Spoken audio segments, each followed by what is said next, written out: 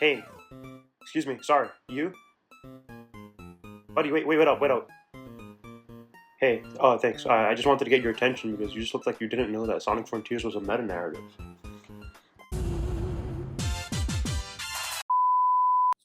The fact no one has talked about this so far has really boggled my mind. Granted, I really have been obsessed with Sonic since I've been out of the room pretty much, and I don't really think many people have time to dedicate to thinking about Fast Blue Hedgehog, but I'm just gonna get right into this. I'm 80% certain that Sonic Frontiers is indeed a meta narrative, but that's mostly because of this character right here, her, Sage.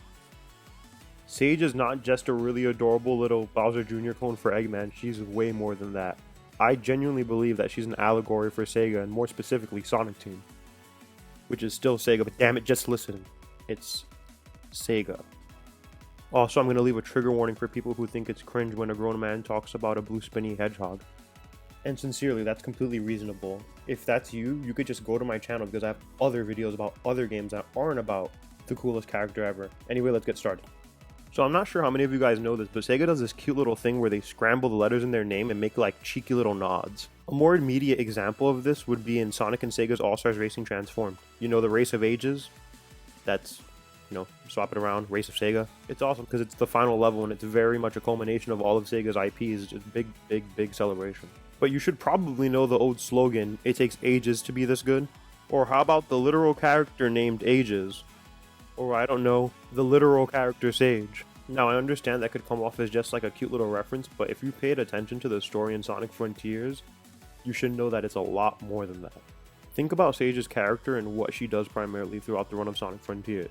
Sage is there observing Sonic, and what is Sonic predominantly doing in the story of Sonic Frontiers? Fumbling around and really getting his shit handed to him, honestly, but as a Sonic fan, what does that really remind you of? Like, I don't know, I just feel like the whole time I watched Sage watch Sonic, I couldn't help but feel this was Sega watching Sonic and being confused by him. Like, you know how Sage doesn't get how Sonic operates, why he does what he does, or, to be super blunt, she doesn't understand his character. Doesn't that kind of sound like Sega with the branding of the Sonic the Hedgehog franchise? Us fans always talk about how we noticed a constant shift with the series and all the tonal changes and all the whiplash we get. And with how vocal we are about our feedback, wouldn't it be natural that Sonic's parent company would be kind of confused about what Sonic is? And don't get me wrong, all of us fans love Sonic, but it really is clear that there's no general consensus on the exact core of Sonic. Like, let's take a glance at Sega. They see a game that performs and has crazy high sales, but then the fans complain that the story's too weak. Now, this is the complete opposite problem that they had back in the day, where everyone was just seemingly all about the gameplay and constantly would say like, oh, trim down the fat on the characters, who cares about the Sonic story, we just want fun gameplay about a Fast Blue Hedgehog. And that's exactly what they gave us for a while. I'm personally not in that camp, I love all the cast, but people really did have this viewpoint back then. I remember it pretty vividly. When the Adventure era fans got super vocal about the meta era towards the end there with Sonic Forces and all that, we asked for something really serious, and we got something serious, but I think it was a little too serious. It's pretty non-serious. But with all this identity crisis, I could really see why Sage would be Sega, because Sega seems, or Sage seems, like she's truly at a loss for what Sonic, or who Sonic even is. Now let's try a thought exercise.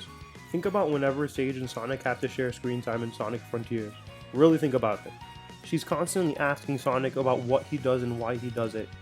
She lurks about each island, learning, observing, and paying attention to every little thing Sonic does, assessing what makes him tick and what drives him.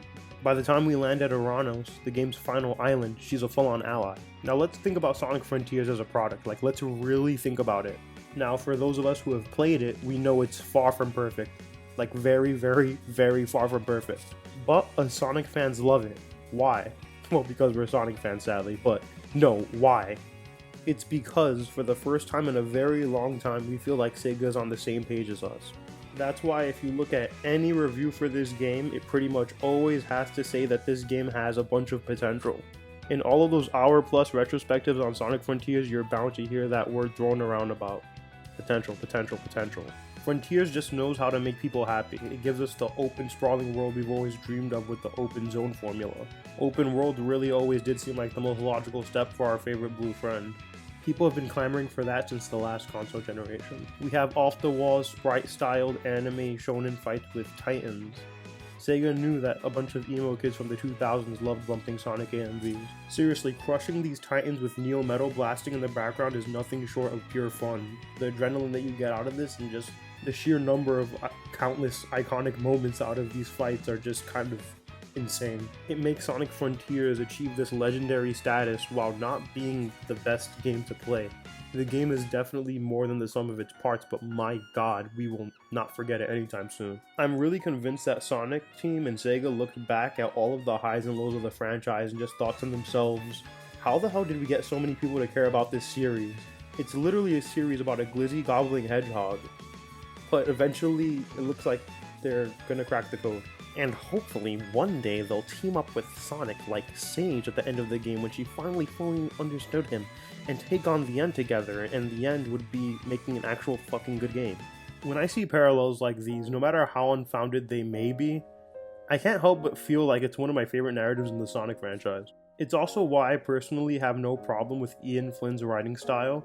I'm gonna emphasize again, I personally have no problem with Ian Flynn's writing style, because I know all these reviewer guys act like these references are going to bring about the end of the world and that, you know, they devalue the franchise, but honestly, I think it just kind of makes people feel seen, and I genuinely don't believe it takes away from the art in any meaningful, huge way. But again, that's just me. And at the time of the recording of this video, we're actually just hot out of the release of Sonic X Shadow Generations, and it really makes me feel like Sage really did understand Sonic by the end of Frontiers and its development, because it was fucking amazing. And yeah, with the Sonic franchise, we've definitely been burned before, but I don't know, this time I truly do believe it's a little different. Because this time they gave us a little surrogate character to assure us everything will be alright, and to me, that's nothing but a huge labor of love. So until next time.